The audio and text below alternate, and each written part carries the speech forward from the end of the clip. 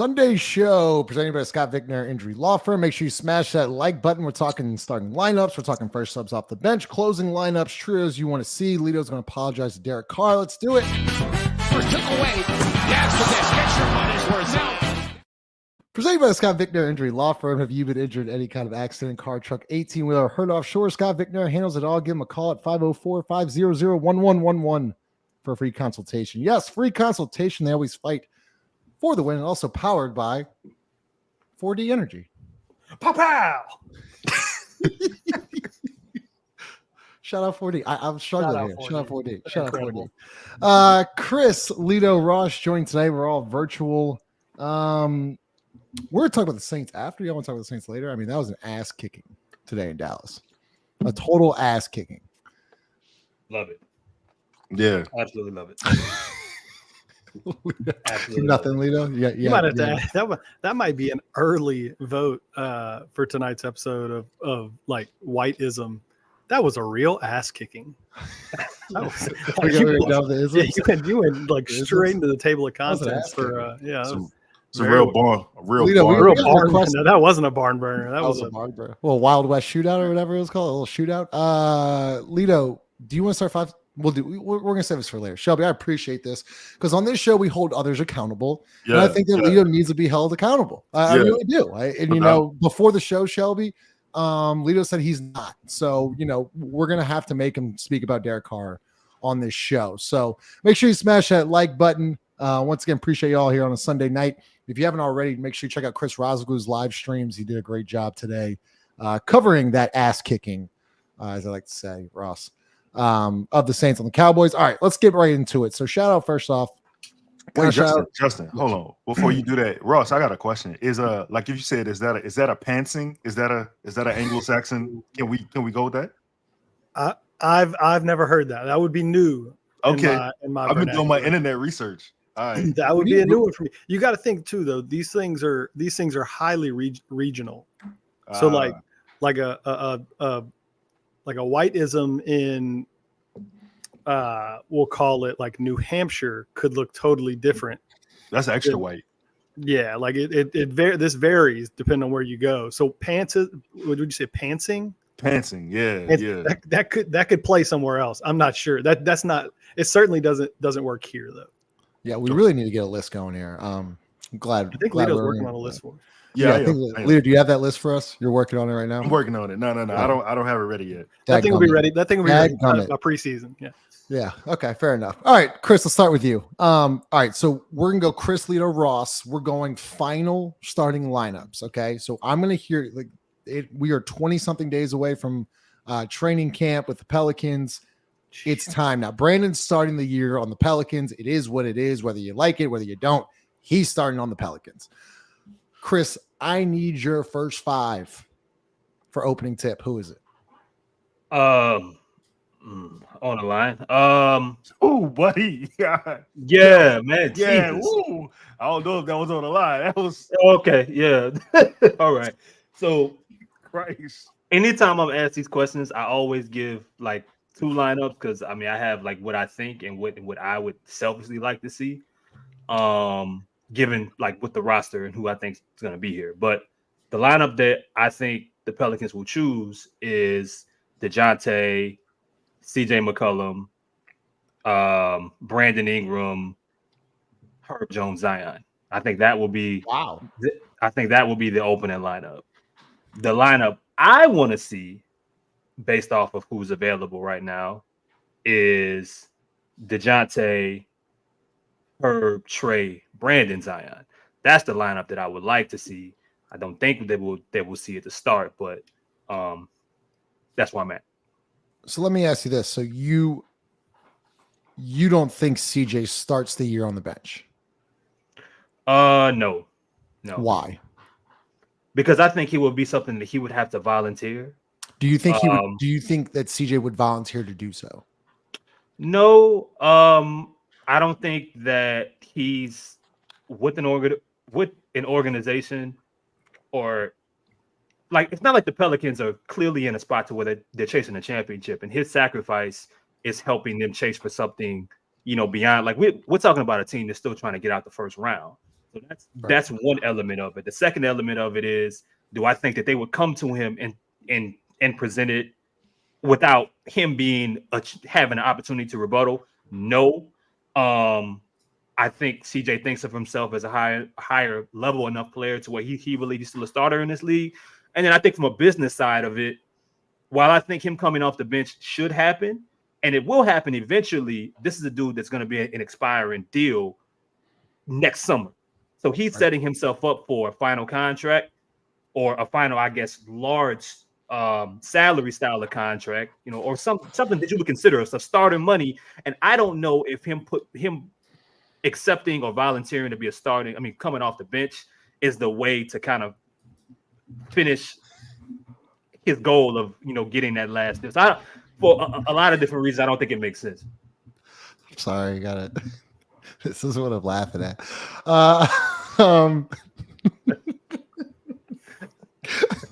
Y'all fucking hilarious.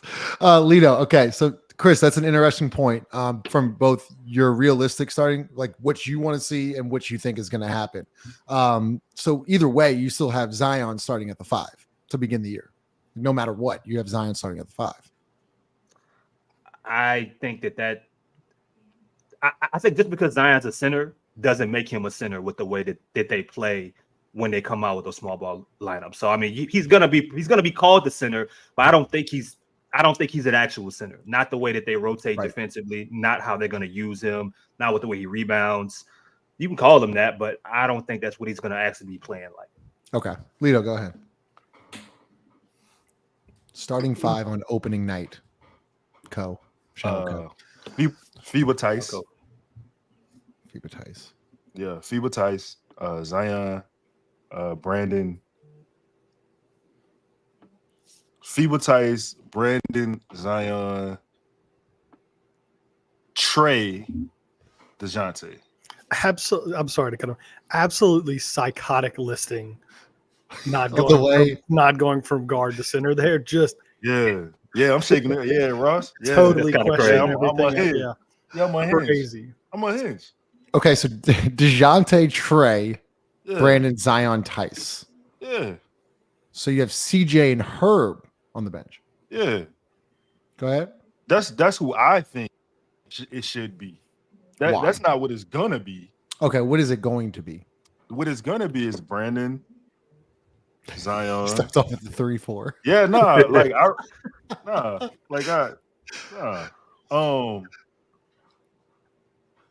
Brandon Zion is gonna be Herb, Dejounte, and CJ. So you're in agreement. I don't even know if that's a word. So you agree with Chris that Zion's going to start the 5. I think that the Pelicans are gonna. I think it looks like they all in on this experiment of this Zion at the 5 thing. I'm in agreement with Chris that I think, to be honest, I think CJ coming off the bench would help him and the Pelicans tremendously. I don't think that he'll agree to it yet, but because he scored 20 points last year, it's kind of hard to ask a guy who is in his 11th season scoring 20 to take a step back off the bench, even though you could potentially get more shots, right? You could get more shots that way. And the way he's shooting a 3, like he could lead that unit, you know what I'm saying, into it could be his unit. I just don't feel like it's gonna happen. You asked me why. CJ got too much control over the team. Okay. Can I stop you here real quick here, Lito? Because you bring up an interesting point of CJ McCollum, who has sacrificed his own game for the better of the team, right? So if you go to CJ and be like, huh? We've said that a lot. You think what about his game that he sacrificed? No, I'm saying he changed it for the better of the team. Right. I'm sorry, I didn't mean sacrifice. That was the wrong word. He changed his game in order to be more productive for the team or what the team was asking him to do, right, Lito? So what if the team went to him this year and be like, okay, we need to do the same thing, but as you just said, you're gonna get more shots and be more in a playmaking role in the second unit. You might close some games out, depending on situations that in which we'll talk about. But what if the front office or whoever, coaching staff, whoever, went to CJ and be like, hey, we need you to come off the bench? You think he says no? I do. Okay. Can you give me a reason why? Because he averaged 20 or because if we follow the keep money? we keeping it real. Like We're we keeping it potting. real. We're Here. potting right now. It don't matter. Yeah, CJ's gonna walk in the locker room and he's gonna look around and he's gonna say, "Who, him? Start before me?" It don't matter. You can name anybody. You could name. Let's just say Trey. You gonna start him over me?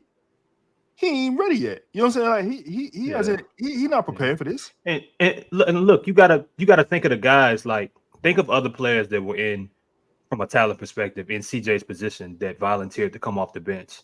Like, I think of like Russell Westbrook, for example. Like when the Clippers made the James Harden deal.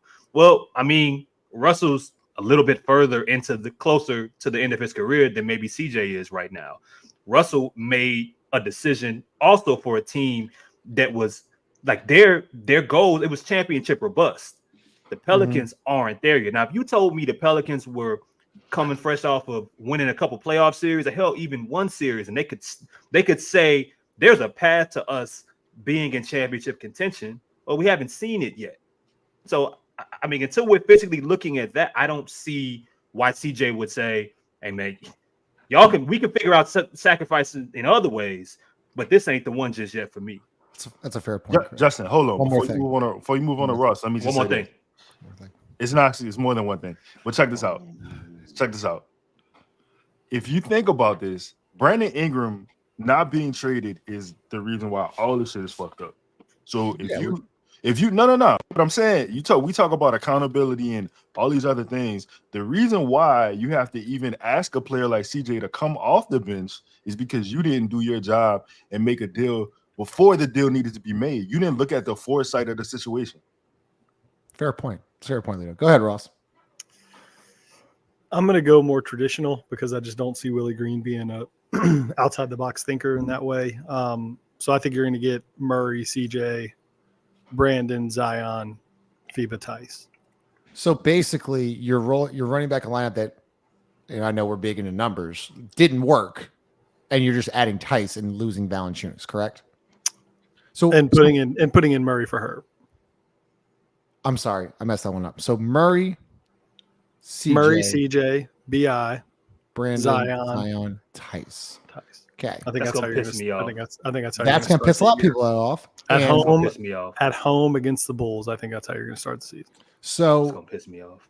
So Herb Jones, Defensive Player of the Year, shot 41%, goes to the bench because you can't bench. You're not going to bench CJ, and Dejounte came in, and then you have Daniel Tice starting center. Correct. And I think Herb is the most. I've said this plenty of times. I think he's the easiest to move. Like, he's going to bitch the least. He's capable of checking into the game, 4 minutes in for any of the guards. Because if he checks in for Murray, you slide CJ over.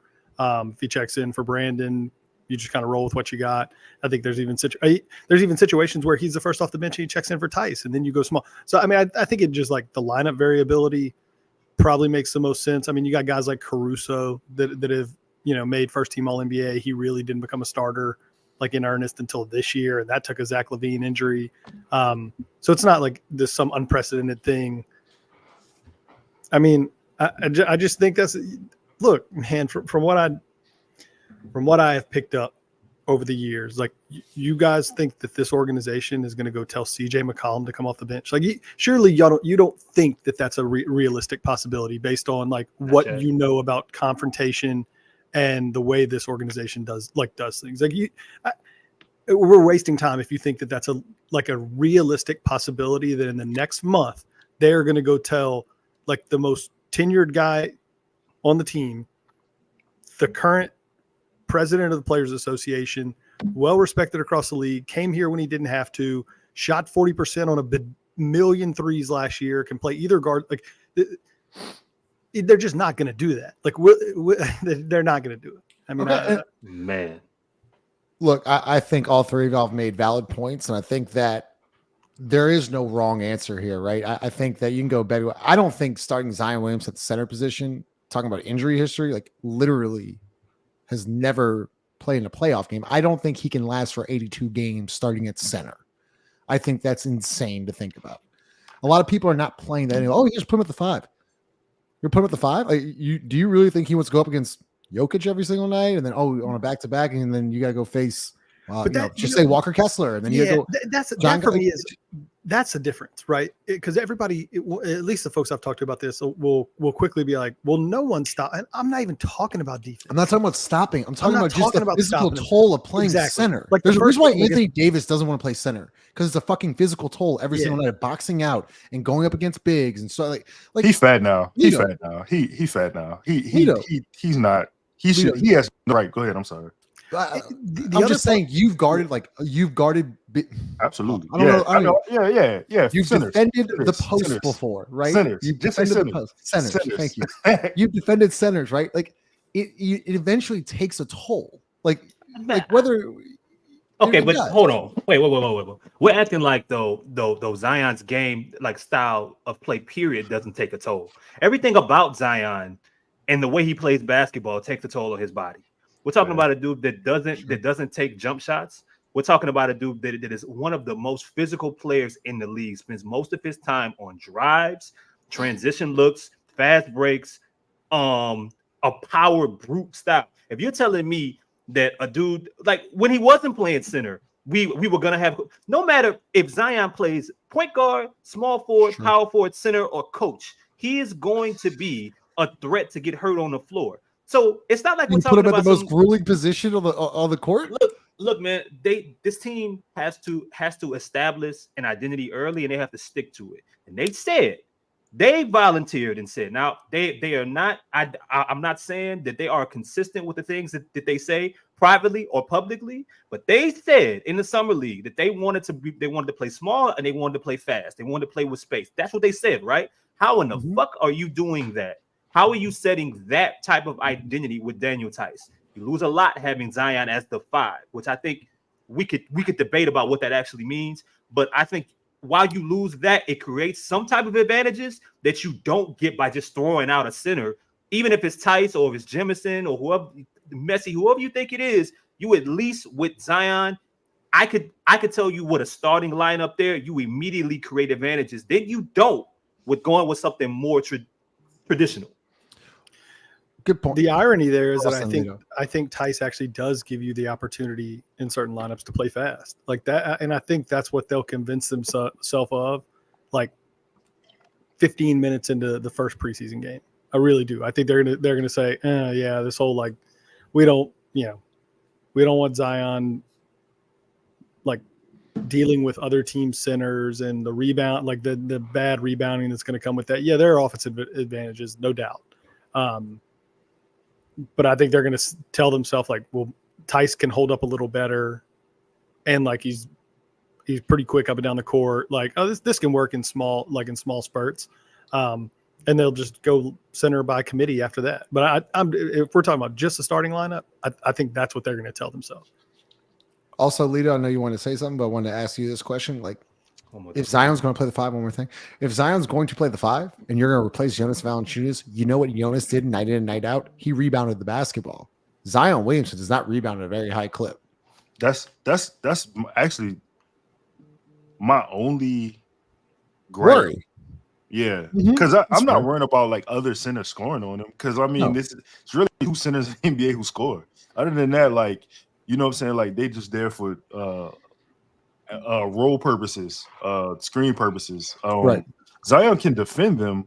Now, defending them for 82 games is a whole different thing. But the situation is the rebounding. Like, after the miss, can Zion and you know what? It's not can Zion get the rebound. It's will Zion be engaged? Yeah, it's not even you have to rebound, but you have to you're going to at least have to box out. Yes. Like, seal your man off. Like, you're going to have to be able to do that. Like, Zion, like, go watch the film. But mentally, horrific. Yeah, mentally, will he be engaged enough to do that? Or will it be a mindset of, I have to leak out because of the break? You know what I'm saying? So this is now my point of like, okay, you're adding more to Zion's plate, right? Where like, he's got to be your offensive guy. He's your number one option. He's the dude. But now you're like, okay, but you're also going to have to rebound the basketball now. Like, you're also going to have to play. You're going to have to box out. You're going to have to do this. Okay, he's never done it. Here's where you lost me. Never done it. Here's where you lost me. Okay. I'm with you on this argument. When you say adding something to his plate, that shit should have already been on your plate. Sure. Like that food should have been. Well, it's too late. It's too late now. They have not held him accountable in order to rebound. He should be a way better rebounder, and they have not put emphasis on that. They've let him slide by now for 5 years, and now you're like, well, fuck, Zion's got to be our 5. Well, if you're a 5, like you got to at least rebound the basketball. He don't do that. But would you agree rebounding as a center is different than just like rebounding your position? Wait, say it again. I think so. I think like, so, bro. I think rebounding at the center 100%. position is totally different than just like saying like Dejounte Murray's a good rebounder. Because he just comes flying in because everyone steals their man off. And it's like the Russell Westbrook thing. That's why like, Russell was doing incredible. Totally different rebounding from the center position. And that's like yet another thing. It's we can just use this broad term of like, yeah, he needs to rebound the ball better. That's totally true. I think it's asking something even further, much further than that, to say, not only do we need you to be a good rebounder, I need you to do it from the center position where you're generally speaking not getting a running start. You're down on the block. There are other 7-footers around. You're not 7 foot. You're getting pushed. You're getting pushed to the baseline, under the rim. I think, and so it's we've already talked about how he's really not very much of he doesn't box out all that well. And now you're asking him to rebound when it's different. And I guess that to me is not necessarily setting him up for success if I'm a coach. I'm ready to play devil's advocate. Can I do a couple shout outs first? Yeah. I'm ready to play devil's advocate. Okay, yeah. Hold on. Donald, appreciate you, man. Remember for 5 months. Appreciate you. We'll get to your comment here in a second. I know. Donald got the new profile picture, man. I know. See that? Is that outside the dome? Is that what it looks like in the background? Oh, maybe. Donald, big money. Big money, Donald. All right, go ahead, Leo. All right, so man, the hell with Chris, man. Look, man. Ooh. I can't believe I'm doing this, but check this out. Isn't this what you pay him? We following the money, right? In this particular case, you want to play fast.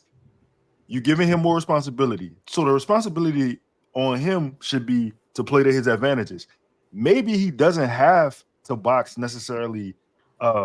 Slow lumbering center number 1 out, whose name I don't know, right? What if he just quick jumps, tips the ball, you know what I'm saying, either to himself or another player, and then that's how the break starts. Because he's not going to get every rebound anyway, right? But the thing is, if he's a difference maker enough to, let's say, even change the shot, even or block the shot, right?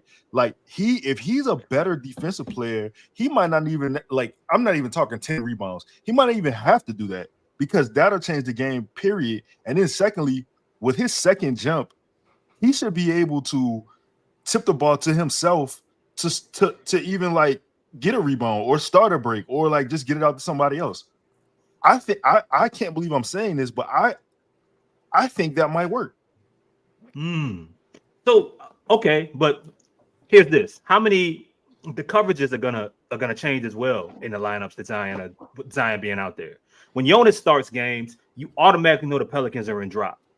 They lose so many, and while Jonas will get 10, 11 rebounds regardless, just because he's Jonas, you lose how many rebounds do we see them lose just because Jonas can't get to the basketball and they're in drop anyway? If the coverages are different, and I'm telling y'all, man, last year there were a lot of favorite lineups of mine where they went small. And we started to talk about rebounding less and less because other guys stepped up. And when they went small, they had to rebound. But it's not all on Zion. You know what I'm saying? Like he might play a role, but it was a dude like Trey Murphy that stepped up. There was a dude. There were games where Herb stepped up. You added another plus rebounder in Dejounte. CJ's I think for his size is a decent rebounder. Smart Brandon rebounder. CJ's a smart rebounder. I understand, but I think that I understand the concern, but it's not like you're running Zion out there at the 5 for 30 minutes a game, 35 minutes a game. If you are going to commit to these small ball lineups anyway, does it really fucking matter? You're closing with him at the 5. So why does it matter if he starts a game? You are going to commit a lot of your minutes. I can answer that one because I think it's a lot easier to target somebody whenever they're starting. If I'm the other team's coach and I know, hey, We get Zion Williamson out of this game. Jazz. I feel real good about where I'm at. Well, you better believe, like, just let's go game one. Okay. At home against the Bulls and Nikola Vucevic. Better damn believe about 3 of the first 5 possessions, we're going straight down into the post. And I'm going to see if I can't pick up 1 or 2 silly fouls, whether that be just in terms of straight post defense or offensive rebounding stuff. Like, I'm putting him in as many uncomfortable positions under the basket, that I can. It's crazy. And I think that's where I think that, like, you're right that it changes coverages and that other people can rebound and stuff. But if you're putting him on my 7-footer to start every game, I'm trying to find a way to either have him either post defending in weird situations that he's not used to, or, hey, we're going to run a high ball screen and, like, you're going to have to somehow try to defend whoever our point guard is or whoever our fastest guard is. And he's in those situations sometimes anyway, but him trying to play coverage on, whoever, right? Like Zach LaVine coming downhill 3 or 4 times very early in the game. And I get it. It's basketball. Like, we could come up with a million scenarios that are not normal for him. But I just think the more you add to his plate that he's not used to doing, right? We're not just saying, hey, go be a better defender. We're saying do something totally different than what you're used to doing. And, we still need 25, 5, and 7. Like, we still need that. Don't forget that. At 65% shooting. We got to have that part. But I also now need you to be incredibly effective on this other end, doing a lot of shit that you're not used to doing. Here's the thing. If it's game 1, Ross, and they go to Vucevic 3 out of first 5 possessions and put Zion on the block, whatever, you can make adjustments. I just want them to see if they're going to do it. Okay. And, like, look, we're not going to know if this is going to work or not. If they're going to do it, I need to see it for a stretch, though. Don't just do it for 3 or 4 games and then just throw it out the window like they just usually do. Like, if they're going to do it, as Chris has been saying, then fucking do it. Go first 15, 20 games, the same fucking lineup, and just see if it works. If it works, great. If it doesn't, you can still make adjustments. But Chris, I really do love your point, though. And you make a really good point. It's not like Zion's playing 30, 35 minutes at the center position. When you said that, I'm like, okay, that makes sense. But then Ross flips back and was like, okay, well, if I'm an opposing coach, well, let's try to get Zion in foul trouble early on. And y'all both make fair points. And this is where the game planning and the coaching staff comes into play, right? Because you want to put Zion in the best position possible. But if the Bulls are going to just, feed the post 5-6 times the first 8 possessions, you're going to have to be able to make adjustments. Okay, so right. Let him do it. Let him do it. Let him ready. What are you doing? We need to clip. We need to start clipping that. Let them do it. What are you doing on the other side of the floor if they get there? If they're going after Zion, let him play 1-on-1. Let him play 1-on-1. He's got to be able to guard the post. No. What are you doing on the other side of the floor? What do you? If they're gonna attack Zion, what you gonna do? I mean, there are just certain ways. I mean, you're gonna have to attack your advantages. Exactly. Like, what are we talking about? That's what I'm saying. But Lito, we don't do. Yeah. All right. So look, man. Look. There is a game, a Clippers game, for example, that I will not forget, that I have mentioned on this show multiple times. They were in LA. I think it was a national televised game, and I watched Ty Lue, who has Zubac, who just got paid, right? Really solid center. Played him off the floor.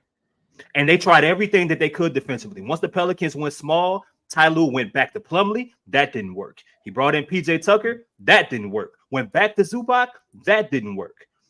I'm not saying that it's the answer, because the answer should be from a personnel or roster and a future standpoint. It should have been trading Brandon Ingram for your actual starting center. But since it is not, I can think of many examples throughout the year where they came out and their bread and butter was going small at one point and the other team had no issues. They played a game where they went to Golden State on the second night of a back-to-back where they got out rebounded like 55-38.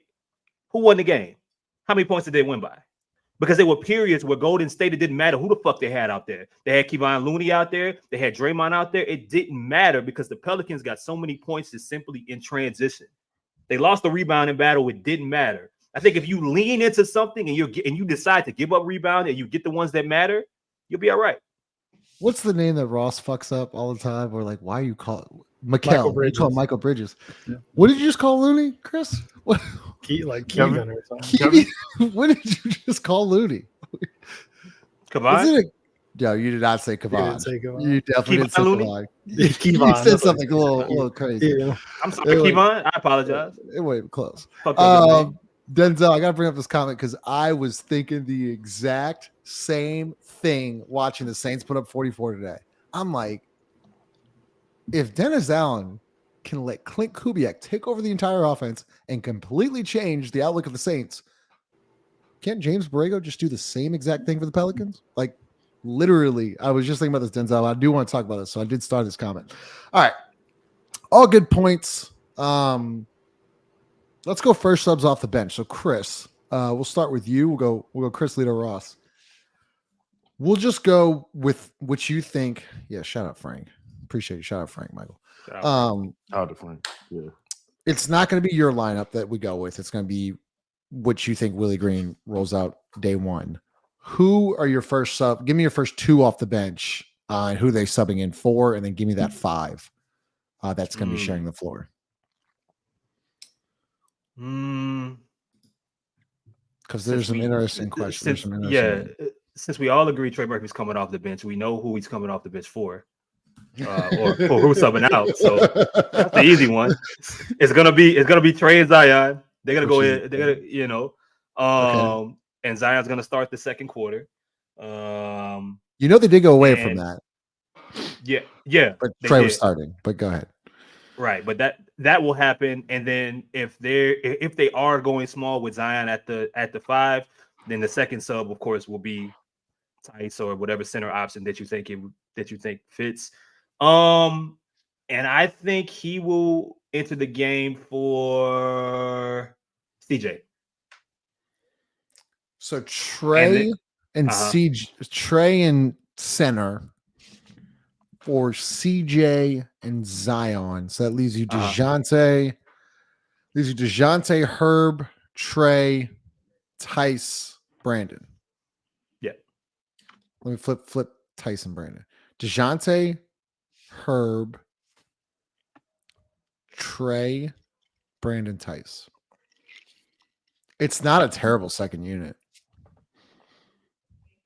I mean, well, even if it isn't, it's the easiest for them to pencil like game one. It's going to make the most sense. CJ spent, I think, if I remember correctly, once we start talking about second units to start last year, CJ was kind of that beginning of the second quarter guy. Him and Jonas would share a lot of the time on the floor together. So I would assume if you have a traditional center out there, it would be CJ Zion / center minutes. So I know we joke about this, Chris, but I have to ask you this question. Everybody in this chat knows, every fan knows of this damn team that Zion and Trey are probably the duo that makes the most sense. So why would you sub Trey in for Zion? I'm not saying you would do it. Why would the coaches have like, yeah, let's sub in Trey for Zion here? Because they feel Trey is going to close. He's going to play most of the second quarter, but he for sure is going to close the end of the first half. I mean, that's the only argument that I can think. He's going to be in both closing lineups between second and fourth. Yeah. I mean, okay. So you're going to get those minutes with Zion on the floor anyway. But we talked about this like a couple weeks ago. Like, you want to maximize as many minutes as possible with Zion and Trey. So doesn't make sense. It doesn't make any sense at all. No. Okay. All right. Lito, go ahead. First two off the bench. It's gonna be Trey and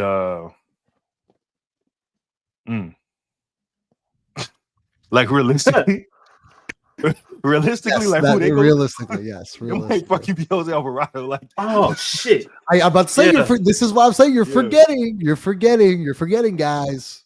Yeah, this is the whole point of the exercise. Go ahead, Lito. It's probably gonna be Jose Alvarado and Trey. So Trey and Jose, who are they subbing in for?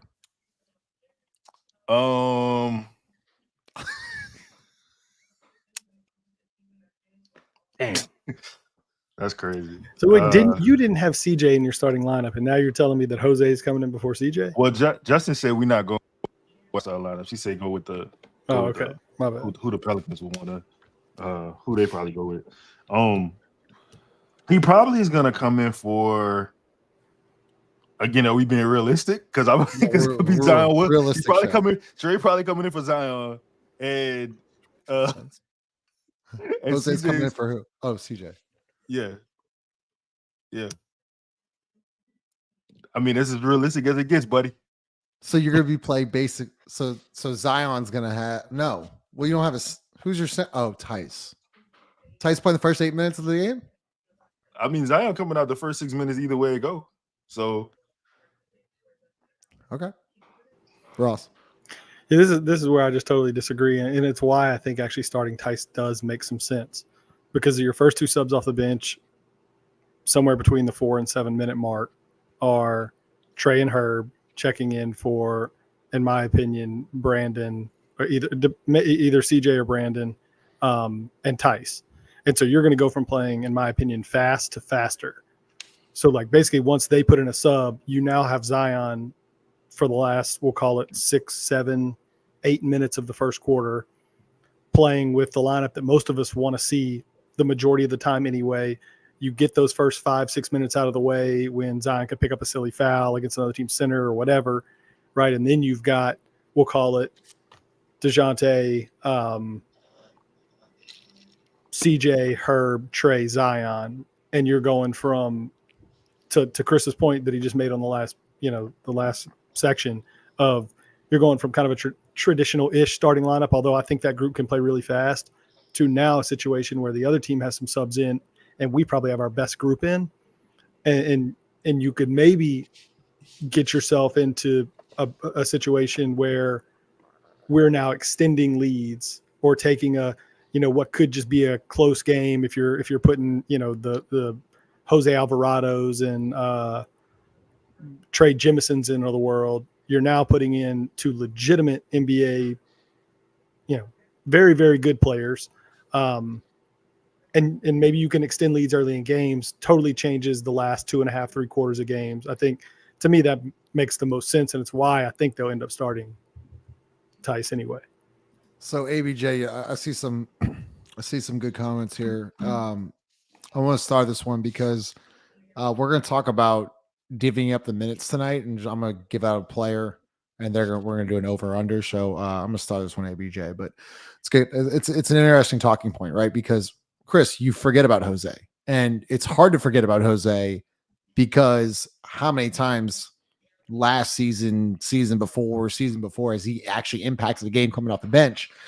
And I would say he's probably one of your most impactful players coming off the bench. And he's not in your first 2 subs. So when would Jose get in the game? And a first for Dejounte? You think he starts the second? How do you think that works?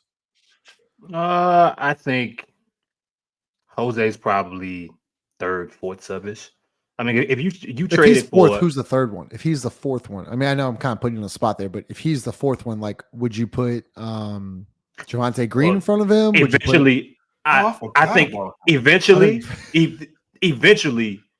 I think it will be. Yeah, it will be. Because Javonte takes Najee.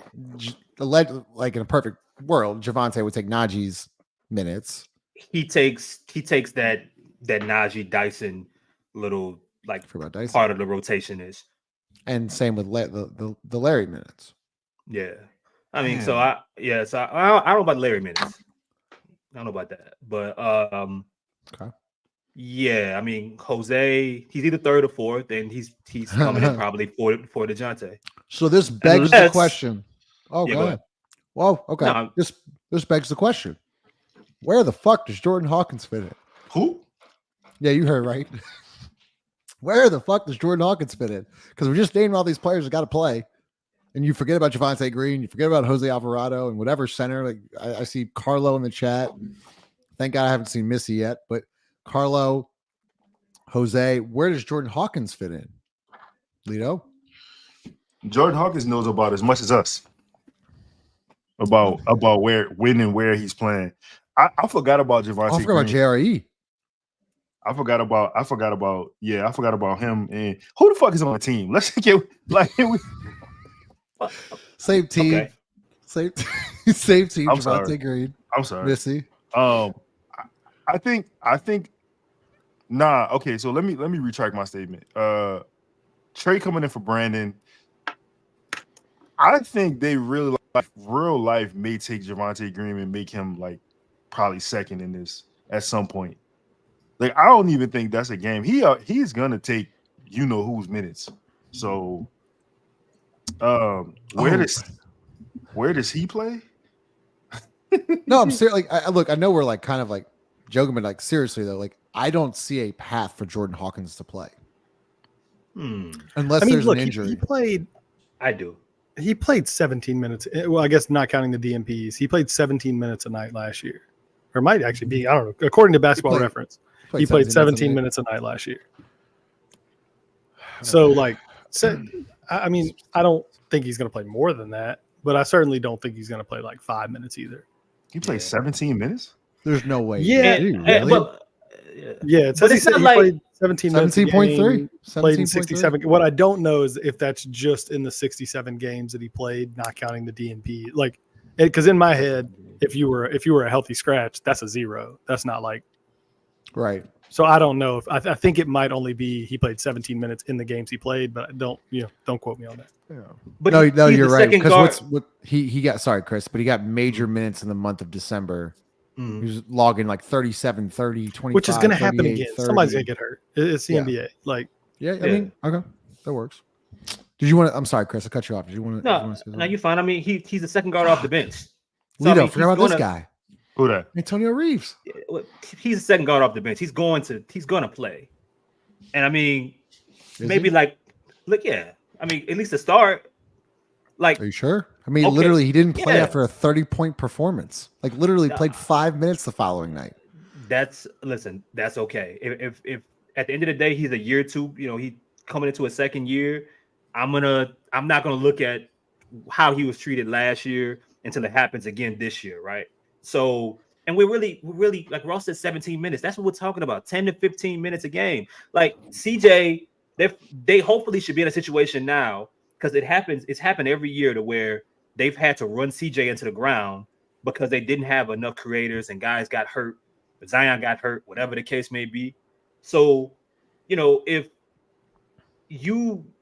Dejounte is out there playing a certain amount of minutes and you're healthy with Brandon or some combination of Zion and some of the other guys that's handling the ball, I mean, I don't think you have the prime opportunity or chance to get CJ under 30 minutes a game.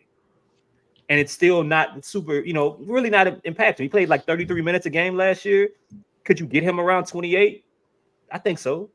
I mean, what's the point of having depth, right?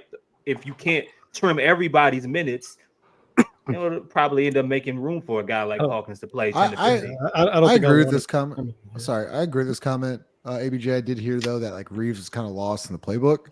So hopefully he can kind of, I mean, it's really only one play to learn. It's elbow, but other than that, well, maybe James maybe JB's playbook. This to me is nonsense. This dude ain't gonna play. Like I don't like. I think you're wrong, Ross. I think you're wrong. Then just keep going through the players and you tell me where the minutes are. Because you were the same guy last year that was just flabbergasted when Matt Ryan wouldn't play, even after we told you podcast after podcast, like he's not gonna play. There's no minutes for him. Like. He's just not going to play. There's just because you're talking about somebody just said Jose is the second guard off the like when you just list the guards, just list them. Murray. CJ, okay. Brandon plays guard for this team. Herb plays a lot of guard for this team. Jose, like you're at 5 right there, and y'all we know how much Willie is going to end up liking Javonte Green. We know this. You're at 6. Jordan Hawkins, 7. Like, I think Reeves and Hawkins are gonna have to battle for that 7th position. That's really, I know it's crazy that but they're just not gonna. Y'all know, like I love Hawkins. Like you agree, they're not gonna play them both. No, there's no way. Yeah, I think, who is shout out Chaz? Literally, like, why did you draft Antonio Reeves? Why did you draft him? You literally have him in a younger version, but why would you draft him? What's the goal? What is the goal? All right, presented by Company Burger, located 4600 Ferret Street, and also John Deere Sunshine Dealership. Appreciate y'all. Make sure you smash that like button. So we're going to get into our third segment here. We're going closing lineups. Lito, we'll start with you. Up 5. 5 minutes left. Who's closing? Please list 1 through 5 and not 4, 5, 2, 3, 1. Play your game, Lito. Thank you, Ross. Thank you. He's trying to take away my autonomy to build a lineup. Yeah. You know what I'm saying? Yeah. Like, don't let him get you out of what you do best. You're right. Thank you, Ross. You're right. Dejounte. This should be interesting. CJ, Trey. All right, Dejounte, CJ, Trey. You're gonna say it. Herb. I knew he was gonna say it. Zion. You're benching Brandon. I'm not benching him. He's just not benching. In my. Okay, if that's the verbiage you want to use. Yeah. I mean, how do you think Brandon will accept that role? Do I care? I'm just like I know you don't. Let me ask you this. Do I win the game? Sure. Yeah. Okay. If I win the game, then okay. What if you lose the game? I mean, like I think it should be situationally, like, right? I did whatever, in my opinion, I did whatever the matchup was at the time that needed to be called for. I don't. That's a good question too. I think that we already know that 1 and 14 don't play well together. If we're trying to close a game, I'm trying to go with players who could possibly could play well off Zion. And you think your 4 best other players playing off Zion is Herb, Dejounte, CJ, and Trey? Because I haven't. What are those? I haven't seen Dejounte obviously play with Zion. You know what I'm saying? Yeah, but I've seen CJ, I've seen Trey, I've seen Herb. So I don't think that's. I mean, in my opinion, I don't think that's crazy. I think don't think it's crazy at all. Yeah, like I think that if we're gonna look do you think the coaching staff do you think it's gonna happen? Do I think it's gonna happen? Willie Green has the balls to do that? I don't think it's gonna happen. No. Okay. Ross, closing lineup. Up 5, I think you're gonna get Murray, Herb, Brandon, Zion, FIBA Tice. Murray, Herb, Brandon, Zion, FIBA Tice. Murray, Herb, Brandon. So you're going to bench Trey and CJ. Two guys not exactly known for their defense. Your 2 best shooters. Here's my thing again. This is where we're missing the point. And I hate this. I'm not saying this is like your thought process. We're up 5. If you keep scoring, you win the game. Fuck defense. If you keep scoring, you win the game. When you're down 5, you need stops. I'm with you, but good and damn well they're not benching Brandon in the last 5 minutes of 5. Why? Same reason the motherfucker's still on the roster. Like, what do you mean? Like, why? I'm not answering that because same reason he's still on the roster. If he's on the roster, he's gonna be there. He's gonna play in big situations. Like, I've accepted that. They're not gonna they didn't not trade him to not play him. So Brandon's gonna be in there. I think Murray's a better defender than for me. Murray and Herb are non-negotiables. Murray, Herb, and Zion are non-negotiables. So you're thinking Trey? There'll be situations with Trey. I'm thinking for all the reasons we just talked about, Brandon is also in there. And I'm thinking I would rather have Tyson because I think he's going to give you a lot more defensively than Trey Murphy can. So the only reason why Trey's benching or Trey's going to the bench here in the closing lineups, and I disagree with you here, but you think the only reason why is because defensively he's not good. He's not a good rebounder. So if he improved rebounding, would he can't guard? No, and he can't guard other teams. So I think it's the same thing we talked about last year. And when they went to this shit a couple times, we got out. We got just crushed on the offensive glass. And I think the same exact thing would happen here because you're saying up 5, let's go score more. And look, I don't disagree with that premise. The flip side of that coin is go give up a couple offensive rebounds and watch momentum flip like that. And that's exactly for me what's going to happen. But they did do this in the West Coast trip, Ross, and then they benched Trey in that the Ross game, as Lito and Chris have The Ross game, the Ross game have labeled it. When I call it the Lakers game, it's the Ross game. They closed out every single game with Trey Murphy. They closed out the Warriors. They closed out the Suns. They closed out the Trailblazers. So you don't think you can take a little bit of that from last year and implement this year? I think it's a different roster. And I think you brought in a different type of center, like a different type of faster moving center that hopefully, to me, you brought in another Larry Nance. And how many times did Larry close? Like, think about it like that. That's maybe a better way to describe it. I think Tice is Larry Nance for you this year. Unfortunately, you didn't get rid of Larry Nance. You just changed his name. This will be eventually. And Larry closed every game. Yeah, Chris, closing line. What happened with the Ross game? Ross was a fan. That's what happened. Ross, a separate episode. Ross was a fan, and it is what it is. Dejounte, Herb, Trey, Brandon, Zion. Dejounte, Herb, Brandon, Trey, Zion. Dejounte, Herb, Brandon, Trey, Zion. So CJ goes to the bench. Yeah. Now, I ultimately think so you switch 1 through 5 that lineup. Yeah. Yeah. I mean, and look, like you gotta all of this is projection, right?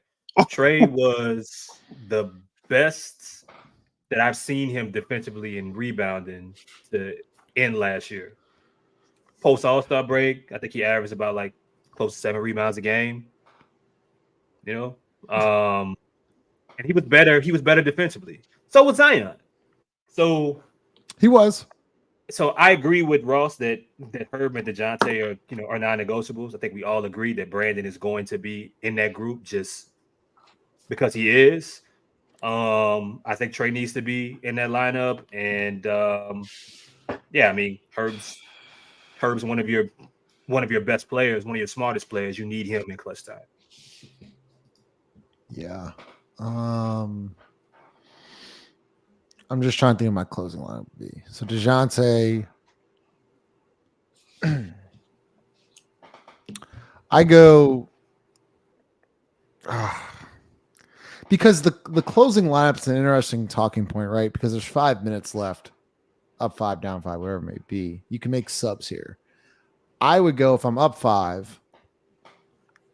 If I'm up 5, I'm going Dejounte, Trey. Dejounte, CJ, Trey, Brandon, Zion. If I'm down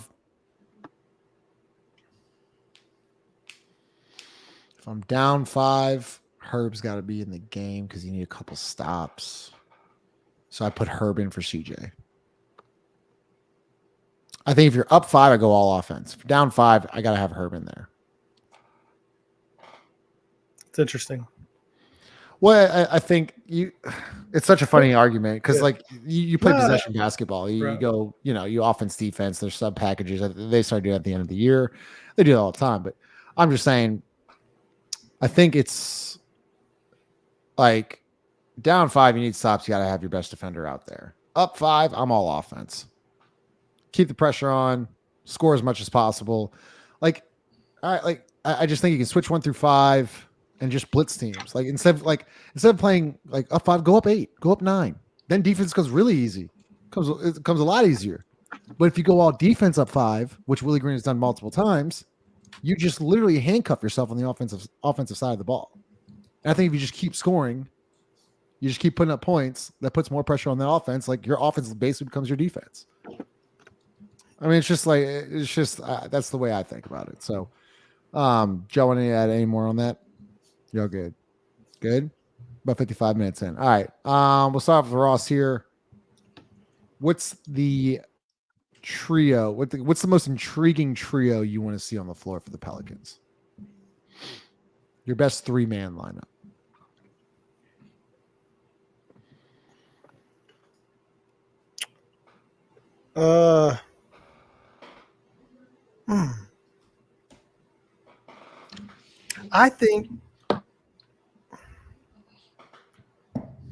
I think Murray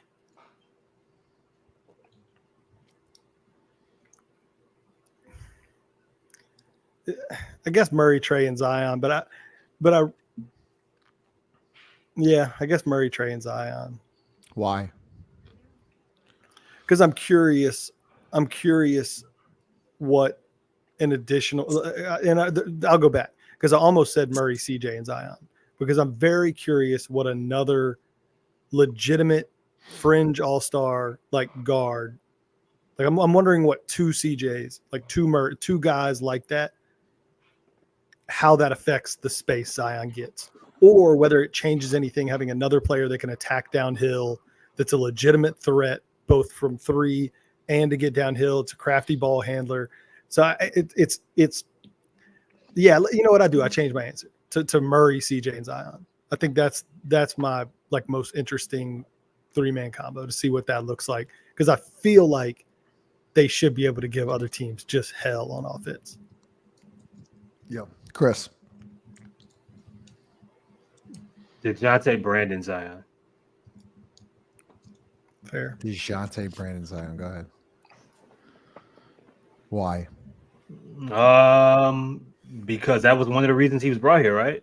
I mean, they haven't mentioned it, but he's supposed to find a way to maximize that pairing that we have said doesn't fit and has its flaws and doesn't work. If this season is going to be anything with the roster that's built, whether that means you trade Brandon this year or he's no longer with the team going forward, you have to find a way to maximize Brandon, and you have to find a way to do that as well with Zion being on the floor with him. So I think those three you got to figure out. You got to figure out. I wish it wasn't. I could have a different conversation about it, but this is the place that the franchise has put you in. So if this is the roster that you're gonna have, then it needs to be those three. It's a fair point. Lito. I need Lito out there, Jared. Lito, not Lito. Lito. What up, Jared? Look, man. The answer for me is Dejounte, Brandon, and Trey. I'm sorry. I said Brandon. God damn. Dejounte, Zion, and Trey. Okay. Sorry about that, because I was about to make this point. The Brandon being here is the antithesis of, bro. If Zion doesn't work with Brandon, how is Brandon, Dejounte, and Zion gonna work? How, like, I understand, and shout out to Chuck. I understand B.I. is a playmaker and he can do all those things, but like when there are equal or greater talent around him, because I think Dejounte and Brandon the same player, to be honest. Like I don't really think there's no difference in that game there. But the fact that Dejounte is coming in as a point guard, he's gonna need the basketball. I have no idea how this works. How those three work? Yeah, I mean, yeah, like Brandon seems to shrink in the moments where he's not in the situations where he's not the guy. Like if he can't be the guy controlling, being the maestro of the situation, like I really don't see Brandon thriving. And the crazy part about the situation is the Pelicans need Brandon to thrive in order to move him. So at some point you're gonna have to highlight Brandon in the offense. Wait, let me ask this, Lito. If you had to rank, like I know we talked about this earlier, but now that earlier in the off season, what scoring option number wise is Brandon on the roster? Still gotta be. He gotta be too. He has to. No, I know he has to be too. But like, what do you think? Like you say he has realistically, what scoring option is Brandon Ingram on the roster? I have a hierarchy. I still think he's two. So behind Zion, in front of Dejounte? Yes. Or CJ? So CJ goes to 4. CJ is probably your 4 scoring option. Trey Murphy's your 5th. See how great? Like, I mean, the talent there is crazy. Nah, the talent's crazy. Yeah, but if it works together, I don't think the talent is crazy. I think you have a conundrum. I don't think you got a problem. We don't have a hierarchy. You just don't. No, and it's not even about the hierarchy for me. It's about fit. The hierarchy would be cool if the players fit together. you brought it like look at what Chaz just said. You brought in a guy who plays. you brought in a guy who plays like the guy you already have, even though this guy's more of a point guard. The guy you have can't play with the guy that you want to be the guy. They don't play like each other, Lito. I ain't letting that go, bro. All right, Dejounte shoot more threes. He shoot more threes. Yes, he should. No, bro. They operate in totally different parts of the floor, bro. One is way more quicker with the basketball. One is way more of a transition guy, and one is way more stationary. Yeah. Okay. You know what I'm saying? Hey, look, I'm glad somebody just pulled that up because I've been beating that drum all off season. That's an ism right there. Beating the drum. That's definitely I've been beating that drum. I can't wait to see the net effect of that right there because I still think that it's a much bigger issue than like the average fan might realize. You talk about Flight's comment? Yeah. You talking about okay. Yeah, Trey just continuing to like the fact that it's not even in the conversation for him to be a starter. And we're like, maybe in the right situation, he plays, he closes games and stuff. This is a guy that is about to, from somebody, is going to get something resembling a max extension. He don't even start. I got he might not close. Two at a time. Hopefully, hold up, Ross. Yeah, we don't. I wish, man. I wish. Y'all send me to Cancun. Look, man, two at a time. Appreciate you. I hope you're doing okay. With all the concussions and everything going on. Y'all remember just said he prefers Canes over Popeyes. Yes, I did say that. I am on record. I think about this all the time. Again. That's no, fine. That's not what you said. I'm not. I don't interrupt you in 5 seconds with Lito. Yes, okay? you do. You don't interrupt me. yes, you do. And then, hold up. It's the second part of the comment of, and he said he doesn't use the cane sauce. Now that's bullshit. I get extra cane sauce. I get 2 cane sauce, and I put the Texas toast, the fries, and the chicken in there. I got to be efficient with the 2, and I'm very efficient with the 2 cane sauce. What's your problem, Lito? What is your problem? It's not the fact that you eat canes. Like, okay, you like bland chicken. That's fine. The problem for me was that way. The problem for me is you said nobody eats Popeyes, and I said like that. Nobody eats Popeyes. Like, yes, y'all's like impersonation of me is just what, Ross? Sounds like Lito wants an apology. Listen, shout out! What? I know we're talking about Canes and Popeyes right now. Shout out, Manchu stayed open during the hurricane. Oh, my people got a hell of a meal at about 8 o'clock in the middle. Not 8, probably about 6:30. Went and got some Manchu chicken. Just what's location? Ross shot him out. Claiborne. Claiborne. Yep. Yeah. The one over there on X, Claiborne. Shout out to X. Of course, the PFP, the profile picture changes now to Clint Kubiak. Of course, X, you don't ever miss.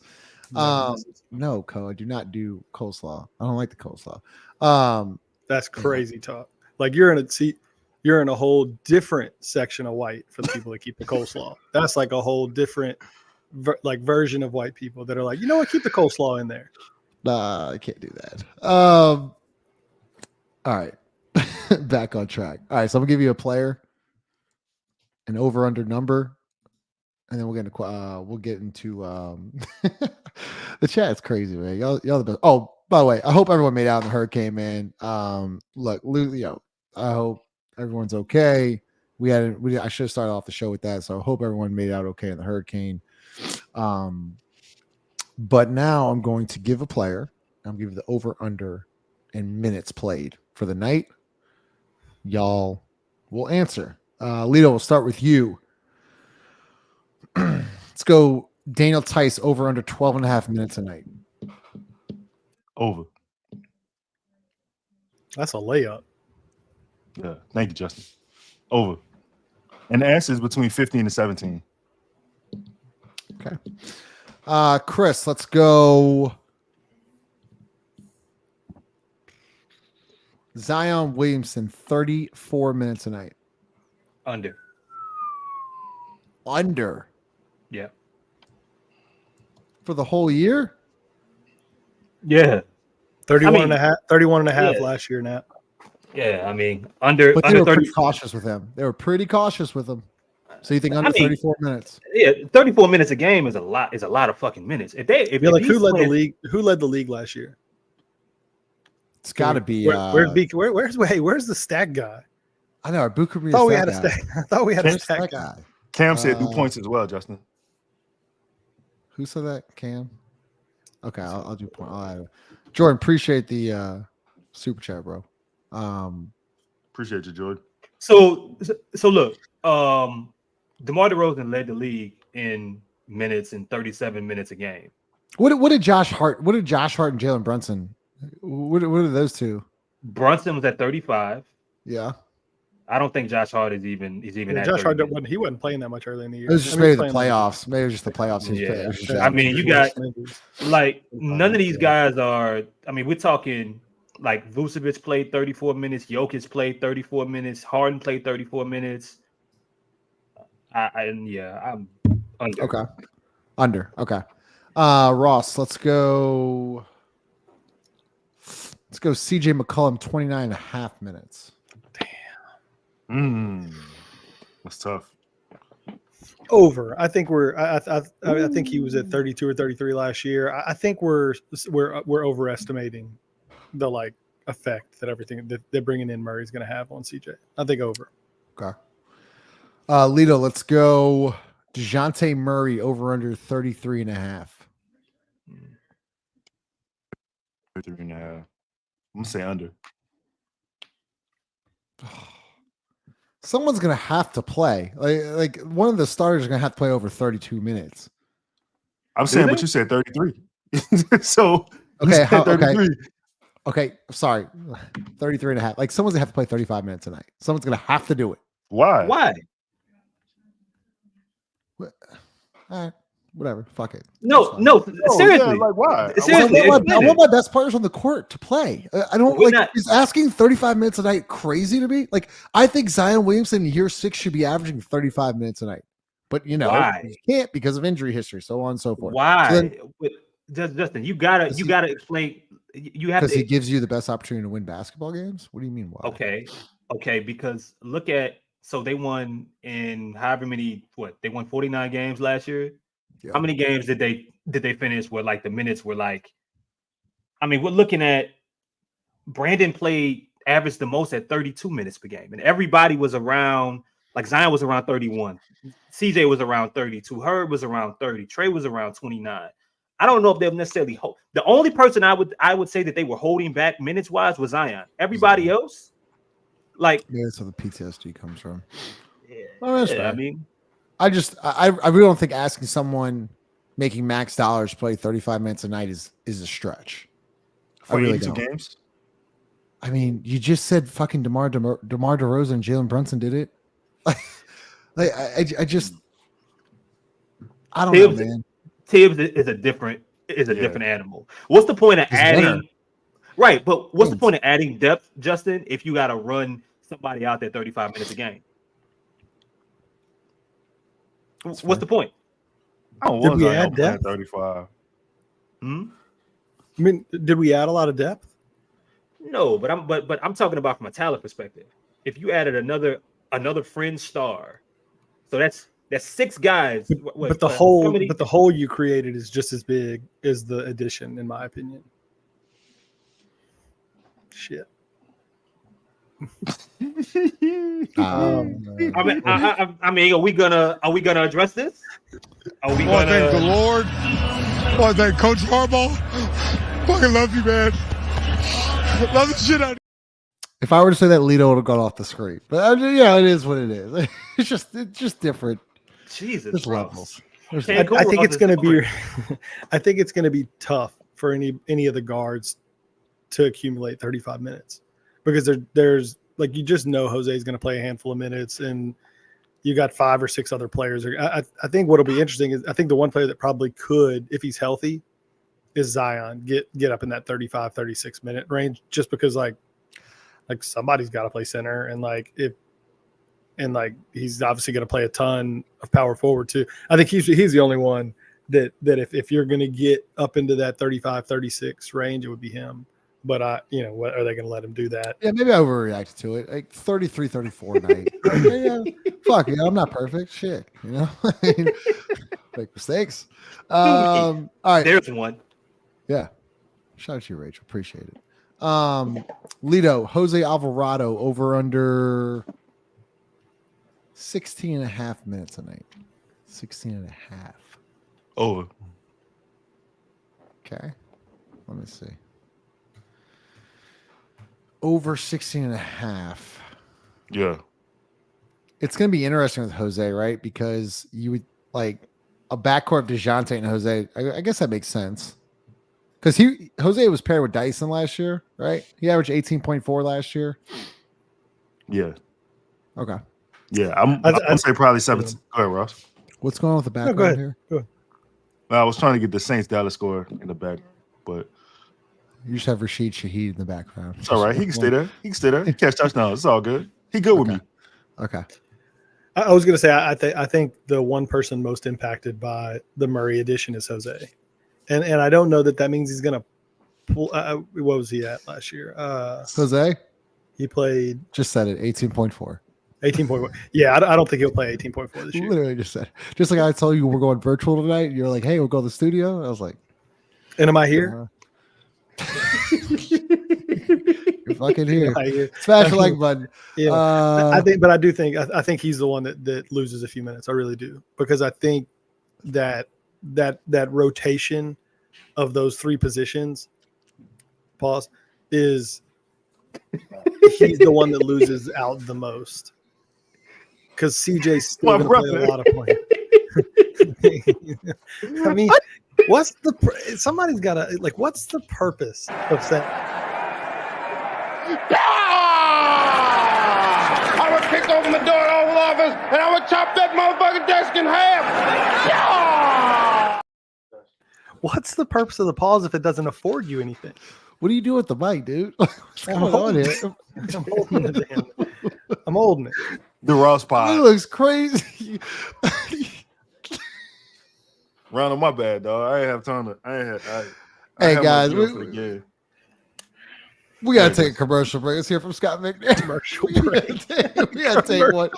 We gotta take one. We'll get to fan questions. Ross ruined the whole show. Let's hear from Scott. And Jonathan Williams brings it all the way back from the 20-yard line. What a terrific way to end the first half. And tonight's game is brought to you by Scott Vicknair Injury Attorneys. They always fight for the win. You mean attorney? It's one lawyer, Scott Vicknair. No, there's two. Brad Scott and David Vicknair. Well, it's confusing. That it is. They could have picked a better name. Scott Vicknair Injury Attorneys. We fight for the win. Pow! They got new heat. They dropping new heat, huh? Yeah, Ross have a tough show tonight. Don, we'll get to you. Are going to fan questions. Who just did Chris just exit the show? Yeah, that was Chris. Chris is just gone now, so we have a blank box here. So we're seeing a gold box here. Wait, hold up. All right, there we go. Oh wait, no. I'm struggling. We're gonna keep it here. Let Lito Appreciate the super chats. Chris. I don't know what happened to Chris. Appreciate you, Donald. So real question. We'll go Lito here. Real question. What is the over under on how many times Willie calls Dejounte or Javante? Oh man, listen. It's gonna be. Hey, and listen, shout out to Willie, dog, because for real, we did a pod and I did it. I was still calling him Devontae, and now you got a Javante, bro. Like that's too many Tays. Javante, Dejounte, Devontae. It's just too many Tays, bro. Like you gotta. Oh, Lala mad at. Oh, okay. Yeah, man. I don't. Yeah, it's gonna be a lot of times players get called for Devontae Murray or Dejounte Green. Why is Lala? Oh, wait. Yeah, you're right. 2 sweaters back, Lala. 2 sweaters back. Jeez, that's crazy. All right, let's go. So here we go. We have fan questions presented by presented by John Deere Sunshine. Appreciate you, John Deere. We gotta get that photo shoot going there as well. We're putting out a weekend. Yeah. For the John Deere photo shoot that we're gonna drop here pretty Got soon. my overalls ready. Yeah. Do you have any comments for the panel? Any questions? I will star them and bring them up. Let's go with the first one. Let's see. Let's go from Jonathan. Ross, what do you You got the background noise? Maybe Chris got the background noise. You know who the background noise is. Interesting from here from Jonathan Ross. So we got DJ, CJ, Trey, Zion, Brandon at the 5. Did you pull up a question? This is more of a comment, like your thoughts on the comment. Oh, 5, Brandon. No. The Ross spot. It's going to be a no. Brandon at the 5 is a horrendous idea. Terrible idea. Why? Because look. I know. Well, why don't we just put Lito at the 5? I'd be okay Maybe with he that. can play. Pay the boy. Does anyone Ross, have Brandon's Frank's guarded number? centers before for small stretches. Stop it. This is why I get kicked out of practice. Exactly. This is exactly why. I try to be fucking positive, and y'all just whatever. Stop it. Whatever. This isn't 12-year-old AAU basketball. This isn't Yabble. Like, hey, don't hate on the JCC. Like, bro. Ross, this is Jewish basketball, man. It's crazy. You can't just go. You can't just just run any old lineup out there. Like, Justin, where's the photo? I can't. Where's the photo? It's the time. It's the perfect time. We're hour and 15. I don't have the photo. Lala took the night off. Everyone's taking the night off. Boot Cruz, that guy, took the night off. Lala took the night off. I got nobody's pictures working up here. Nobody's working. Nobody works. I'm gonna send it to Yodo. Yeah, I already know. You gonna laugh? You just can't. You can't just go. You can't just go putting people wherever you want to. I mean, this just isn't how it works, man. Like, sorry, guys. Just have a good show. What's the next question? Is there another question? Upload that joke, bro.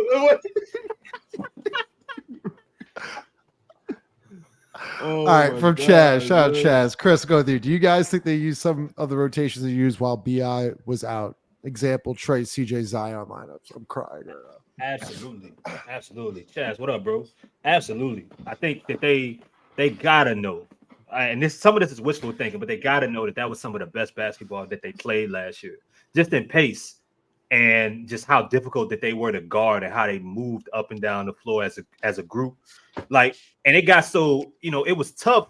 And part of that starts with Zion being in the shape that he was to end last year. And it looks like he's pretty much that same guy, if not better, or should be to start this season. So if that's the case, I mean, we saw Jose Alvarado in some of those lineups. We saw Dyson Daniels in some of those lineups. Fill in the blank. We saw Larry Nance, like whoever. So I would fucking hope that, yes, they would stick to those kind of groups and really take advantage of what this version of Zion can look like and the effect he can have on teams. Yeah. Lito, whose lawyer are you now that JV's gone? Who's lawyer? That's a good question. Rachel, if you paying, I'll lawyer up. I really defend all my clients. I want to say I'm going to be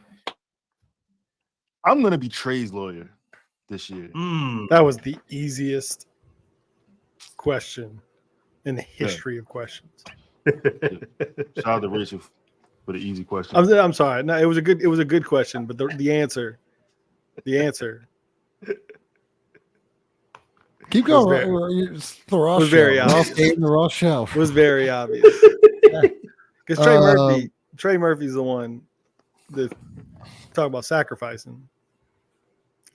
I wouldn't sign nothing if I was him. Let me put it that way. Man, I wish I could. Man, I wish that we could talk about some of the shit that I have heard in regards to Trey. Man, like the money that other teams would give him if he was on the open market today. You guys, like in the chat, would not fucking believe some of the numbers that are out there, man. Like it's crazy what he's sacrificing right now, and it's part of the reason that nothing has been agreed upon and signed, because like his value, if we were talking $100 million, there were parts last year where we were talking about, well, Trey gonna get $100 million. I remember in the comments, she'd be like, nah, 90, 80, whatever. I thought $130 million was possibly max, right? It's higher than that, bro. His value around the league is fucking high through the roof. Why we can't talk about it? What can we talk about? Can we talk about this? Oh, congratulations, bro. That's why he's been enjoying this summer. Shout out to Chad. Let's go with who ain't got it? Yeah, I mean, it's a little heavy, but a complete question. If BI comes to camp acting like a complete, do you send him away from the team until you trade him? No, Justin. No, Justin. If BI comes to camp acting like a complete bitch, do you send him away from the team until you trade him? You think they'll kick me out for that? If BI comes to camp acting like a complete bitch, do you send him away from the team and get kicked out again? Him? Yeah, I don't think he will. Shame on we'll go. Fool Justin twice, can't get fooled again. Ross, not this time, Bucko. It's actually an interesting point we've talked about, though. Like, they barked up Brandon's going to be if Brandon's going to be a problem, right, to start the year. Like, do you continuously keep playing him, or I don't think he's gonna be a problem. You don't? I don't think he's gonna be a problem. Not in that way. Not in such a public way that it would warrant like getting him away from the team or something. I just hadn't seen that like in his personality. I don't think now behind the scenes or from an effort perspective, I don't know, but I don't think he's going to become like a public problem to where you'd say, oh no, don't even show up. Yeah, I agree. I think Brandon's going to actually have a good year. You know why? Because he has to have a good year. Brandon has to have a good year. If he wants to get paid, he wants to make his max dollars, he can't have a bad year. Am I like crazy for thinking that? So then why would he be a problem coming into training camp? I mean, he's not going to get his max dollars anyway, but, No? Okay.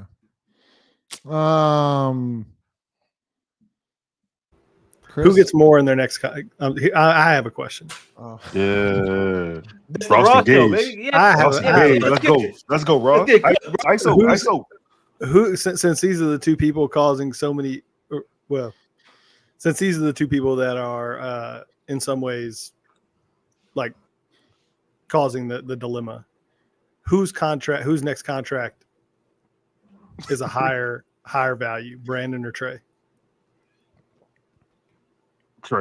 Trey. That was an easy question. Higher value in regards to what? Like who's total? Asshole, man. Let's say they both get 4 years on their next deal because they, in theory, are both going to sign new contracts in the next 365 days. Who gets more money? Oh, Trey. So Trey's going to get something. Trey's going to get something between, we'll call it 100. You think Brandon's going to get a 4-year deal? 145 million, 150 million, maybe. I will. I think Brandon takes a shorter deal with somebody, whether it be the Pelicans, somebody else, like a 2-year deal. That leader. Remember we talked about value. If I was, I remember Justin. Because Chaz brought up. Was it Chaz that brought up the point where the big money's coming in, like the next TV deal or something like that? Yeah. Right. So you don't want to lock in. Off season. It's after next off season. No, it's next off season. Okay. It's man. Well, Chris just made a statement about what other teams are willing to pay Trey. Like, you know what I'm saying? Like how teams are waiting at the chance to pay Trey. I mean, for all intents and purposes, like you haven't seen that same sentiment regarding BI. Now I think BI is the better player, but like, I mean, I don't know. How many years are you talking here, Ron? Forget the years in. Who makes more money next year? In a year, Brandon. The 2025-2026 season. Yeah. Who makes more money? It's Brandon. Yeah, it's got to be Brandon. Brandon make more money. Yeah. Look. The game is the game. If Brandon makes, what did Brandon make last year? 35 mil. Yeah, so I think. Or going in, he's not making less. Somebody, even if it's a short-term deal, let's say he makes equal. Trey ain't making $35 million next year. Yeah. No, that's right. So Brandon made 33 last year, 36 this year. Let me ask this: do you think he gets more than? Where would you cap Brandon's per year money for next year? Like, what would you cap it at? ISO, Ross, ISO. Well, yeah, I mean, it's tough, right? Because I think about it from a Pelicans perspective, and it's a very low number. In fact, I think I'm probably on record saying I don't know with the construction of the current roster that I would bring him back for anything. Just pure economics. Like if my choices are Trey Murphy at whatever 4 years on 125 million or whatever that number is, or like Brandon at 4 years on 125 million, what are we talking about? And that's why it's interesting, right? Because I agree with Lito in the sense that most people would say that Brandon is the better player. I don't agree with most people, but most people would say that. But in terms of value around the league, no way. I mean, can we can just frame it as this, right? And I think we should all agree with this.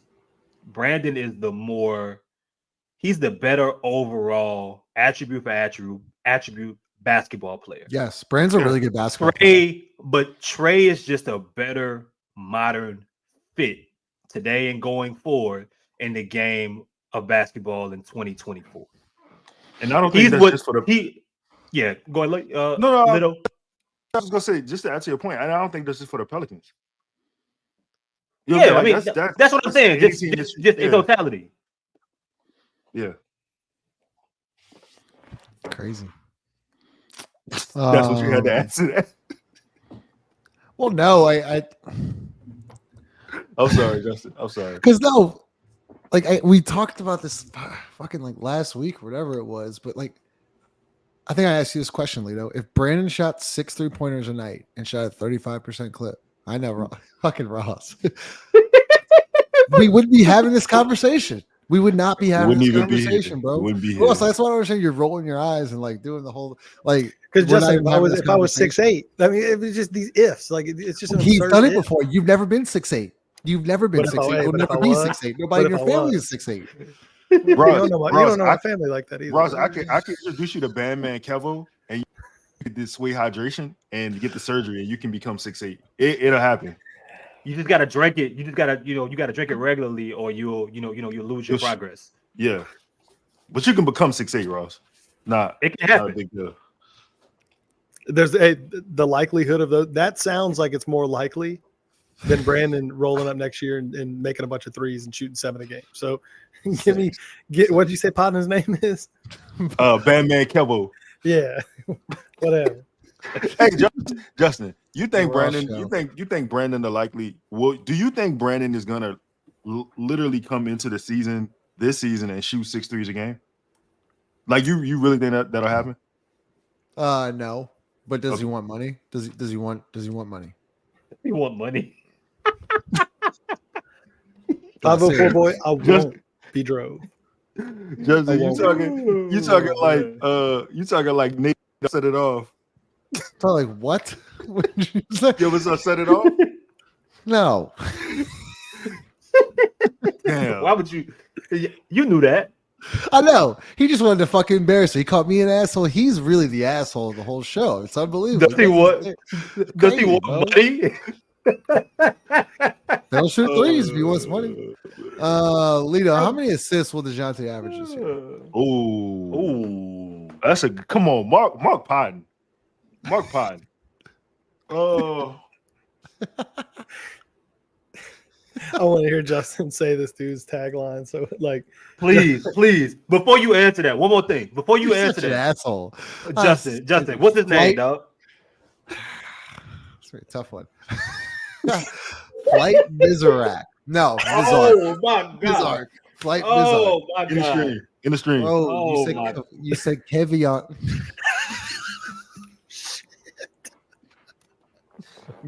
This is the worst show ever. I hate this show so much. Apologize to that man. Apologize to that man right now. Just unbelievable. Flight Bizarre. Shout out Flight. Bizarre. Shout out Flight. We're just gonna have Justin pronounce everything real. Like this is crazy. Go ahead, Leo. His career high is what, 7? I think. No, Dejounte? Yeah, I think. No, I think it's 9.1. 9 point. Oh, okay, 9 point. Yeah. That's Spurs. Yeah. Oh my God. I'm gonna say. I'm gonna say 7.5. How many averaged with Trae Young last year? So he averaged that year. We talked about Leo 9.2. Then he went 6.1 and 6.4 in Atlanta. But you almost got to throw out that year in San Antonio. I mean, like that was that year where they were pretty bad. They had started to tear that roster apart. Like that wasn't. I think what you'll see is something more similar to what he did last year. Do you think, Leo, do you think there's any chance at all that Dejounte could get to that 9 mark that he did in San Antonio? No. I don't think so. I'm gonna say I would say if he gets, he did 6.1, and that's time in Atlanta 6.1, 6.4. I'm gonna say, you know what? I'm gonna say a straight 7. I'm gonna give him 7. Okay, that's fair. If he has 7, how many would Brandon would have? You think? Because you put Brandon at 7 last year, right? I could still see Brandon doing 7. Like, okay, 35 minutes of basketball. That was crazy. Oh yeah, that was crazy. Repeat it? Yeah, that was crazy. Nah, I'm not repeating that. Nah. Why you asking if it was crazy then? Oh, thank the Lord. Oh, thank Coach Harbaugh. Fucking love you. Are y'all concerned? Yeah, Russ. Yes. This show is crazy. This show is it's getting off the rails. Yeah. I'm worried. Would you be concerned because we talk about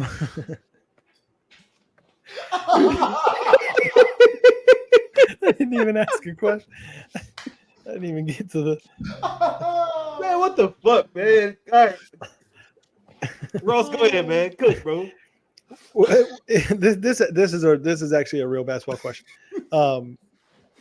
Last year was for all intents and purposes the best 3-point shooting year of Murray's career, and it really wasn't. I mean, it was okay, and it was okay, right? Yeah. He shot 36% on 7 threes.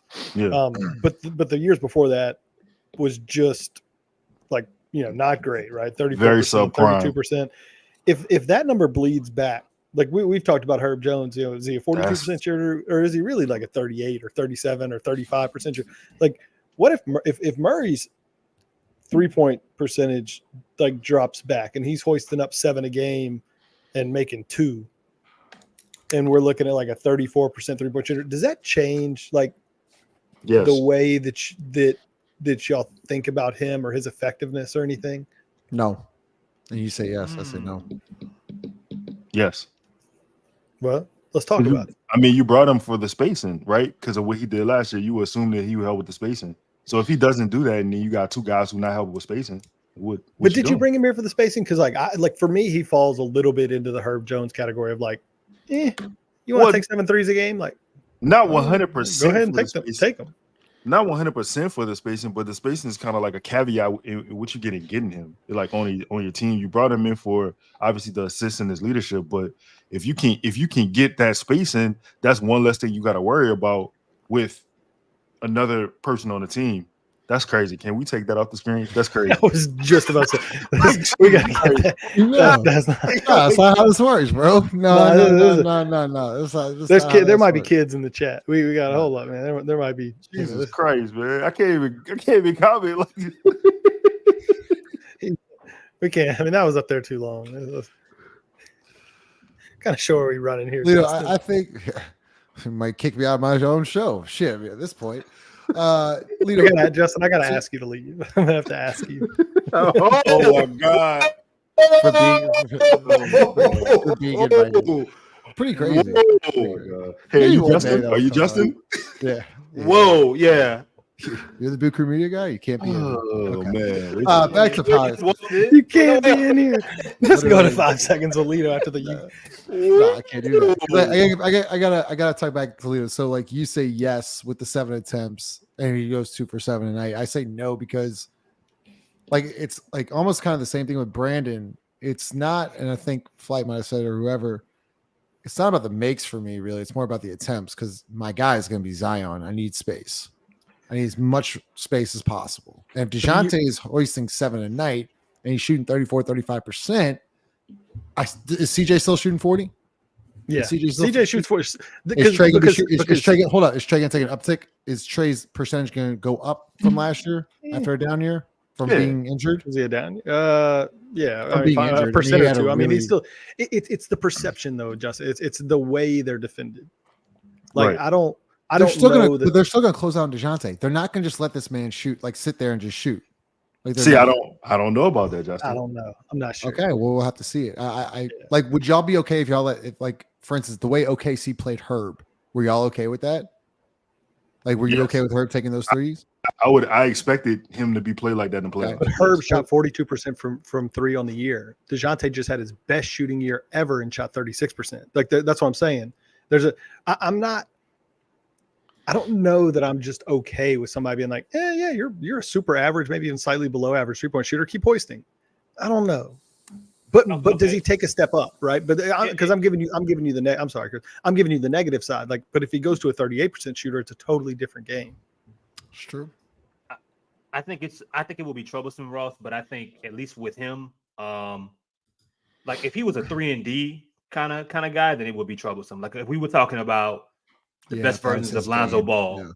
Yeah. You know what I'm saying? If he was a 3-and-D dude, I probably look at it that way. But because Dejounte has so many other parts to his game offensively, I worry a little less. But to your point, though, I mean, if he wasn't a 38% 3-point shooter, if he didn't have the season he had last year shooting the ball, do they even trade for him? Right. You know? Exactly. So, right. And he's a guy who doesn't get a whole lot of free throws, too. And he attacks the rim like there was a stat out there. I wish I would have gotten the graphic up there. He's like, it was like a graphic with Zion. I'm gonna have to pull it up now, but it was like a graphic with Zion, like efficiency at the rim per drive or something like that. And Zion and Dejounte were top 50 and like literally next to each other in the league. I'm gonna get the graphic. But what I'm saying though is that don't you think, Lito, to your point, Dejounte don't get a lot of free throws. I don't even think Zion gets enough free throws. Yeah, true. Like, what do you like? Here it is. Most drives plus field goal percentage on drives. Dejounte and Zion are like top 8 in drives and top 20 in efficiency, top 15. Damn. I didn't know that. I knew it for Zion. I didn't know. So I didn't know that about Murray. Zion and Dejounte had over 1,150 drives last year. Yeah. And they both shot, or let's see, I think this is what they have it as. I think Zion shot over 50% and Dejounte was a little bit under. But it's an interesting point, Lito. They had some of the most drives in the league. And then you're talking about who's in front of them. Brunson, SGA, Luka, Ant, DeRozan, Giannis. Those are like your 6 leaders in free throws. And all world. Like Giannis gets the line the most in the NBA. You know Brunson, you know SGA. Brunson and SGA do a great job of selling. Ripping through arms, head back, whatever it may be, creating contact, flopping. I haven't seen much of Dejounte's film. Does Dejounte flop? I don't see it from him either. But everybody else, Luka flops, Brunson flops, SGA flops. Giannis gets fouled every possession. I think it's an interesting trend, Lito. And like, I remember bringing this up last year. It's like, how does Zion drive so much every single night, rim pressure, and gets to the line? What do you get to the line? 6 times last year? It's the Shaquille O'Neal effect. You stronger and you're bigger than most players on the floor. So they don't look at it like you're getting fouled. They look at it like you're creating the contact. Zion shot 7 free throws last year. I mean, that's just Chris, you muted. Shit, my bad. No, I think one difference in Dejounte is he doesn't necessarily have to flop. Like his athleticism when you watch him play, and how quick he is in short spaces, like that the agility, move from side to side. It gets him to places at the rim, or gets him to his spots to where he doesn't have to bait with the officials. Like SGA isn't an all-world athlete, so his game it kind of has to be modeled outside of trying to find different ways to score, getting to the line. Zion, he's not getting free driving lanes. He's not getting the space that he'll never get the space and never get the attention the way he can get to the lane. No one will be there. He can operate that way. Same for prime James Harden. Same for Luka. He ain't beating nobody, going past nobody. Exchange the profile picture to Ross. Oh, wow. Oh boy, X. He knows. So Lito, Giannis averaged 10.7 free throw attempts last year. Luka averaged 9. Zion averaged 7.1. What did Dejounte average? 3.4, I think. 3.4? Let me check. Let me be sure. Let me give you Luka me a stat guy when you need him. Yeah, 3.4. Dang. Which is more than the year before was 2.6. That's weird. What's he shooting free throws? 79%. He's 80%. It's really good. Man, Dejounte's an 80% free throw shooter, only gets the line 3.5 times, is one of the top 5 or top 8 drivers in the league. Imagine if that number balloons to 6. But Justin, look, let me say this though. You said Trey had a down year shooting the ball. I mean, he had 8 attempts. He shot at 38%. Who's that? I'm sorry. Say it again. Trey had 8 attempts on 38. Yeah. Look at, I still think he's a 40+% 3-point shooter. His free throws went down, huh? Yeah, tremendously. He went from a 90% 3-point free throw shooter to 81.5. It's always funny. Like, free throw is such a mental Me and you game. talked about it in the gym. We talked about it in the gym. Yeah. It's such a mental game. Like, when I say mental game for like someone like Shaq, like physically couldn't shoot a free throw because it was like a golf ball in his hands. Like literally, it was like really hard for him to shoot. Trey, on the other hand, like I expect his free throw percentage to go up this year. I really do think the injury affected him. Think about, trying to get back, work your way back, working through 3-point struggles. Like, I think he'll be fine. I'm not worried about that. All right, let's get a couple more questions. We'll be out of here. I like this question from Chris. So Chris, will give it to you. Y'all, if Minnesota's 20 and 15, is there a world where they entertain a CJ centric deal for Cat? Also assuming Father Time has caught up to Conley. I mean, CJ ain't too far from Mike. Yeah. I think CJ's got 5-6 years left. Cat just makes so much damn money. I mean, I want to say yes, but you're talking about $50 million. So you gotta find a way to make up that delta between CJ, who's at like 30 million, and Cat at 50.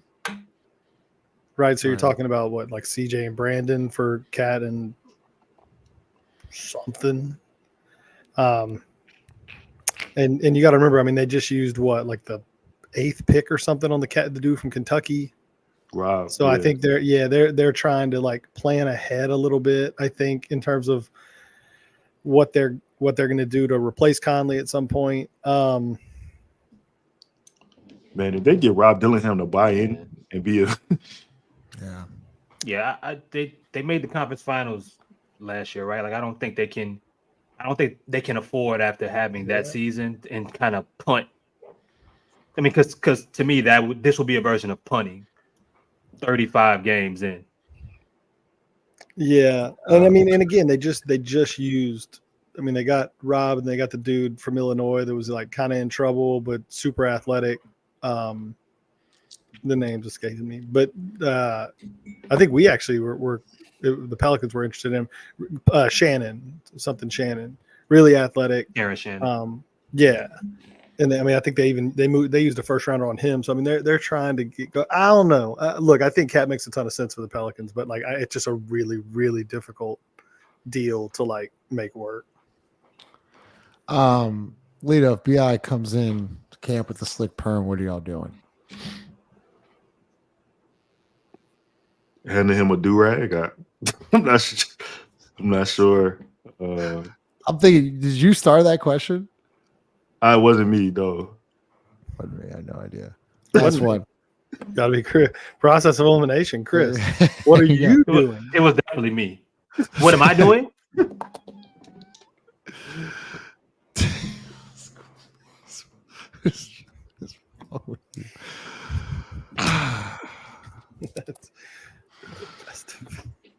Chris, do you have any concerns that Murray's offseason creates some unreasonable in-season expectations? Yeah. Woody. Yeah. Absolutely. You know, I mean, we haven't played any basketball yet. Like, I mean, of course, man. Like, I think the first, because now it sets him up for like the first thing that the first time he struggles, or the first thing that the first time he does something that people don't like or agree with.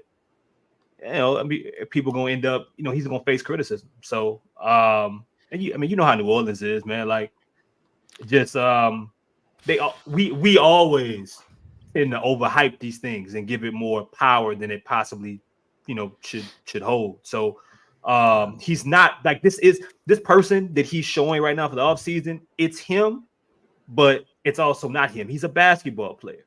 Like, that's really what it's about. If he said nothing this offseason and played his ass off and had a great year, like, that's the only thing that should matter or should count. So, yeah, I mean, I think for like the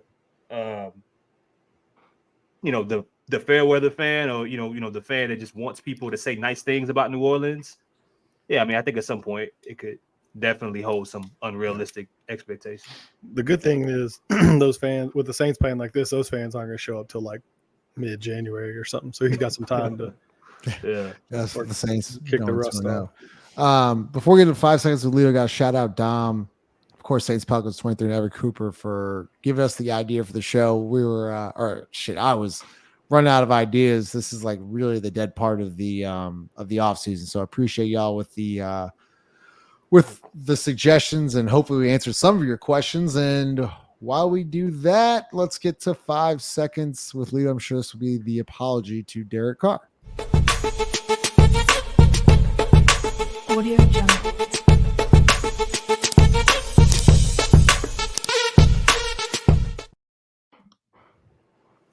Hey, Justin, before I get into my apology, how you feel about BG and Turk beefing? Yeah, I don't have a thought on that. But Lil Wayne should be in the Super Bowl halftime. I disagree. I disagree with you. I disagree that you disagree with me. Fair. Hey, all right, listen. Let's just look. I'm not apologizing to Derek Carr. I'm not doing it. It's far too early in the season. It's been 2 games. I'm not apologizing to Derek Carr, dog. I'm sorry.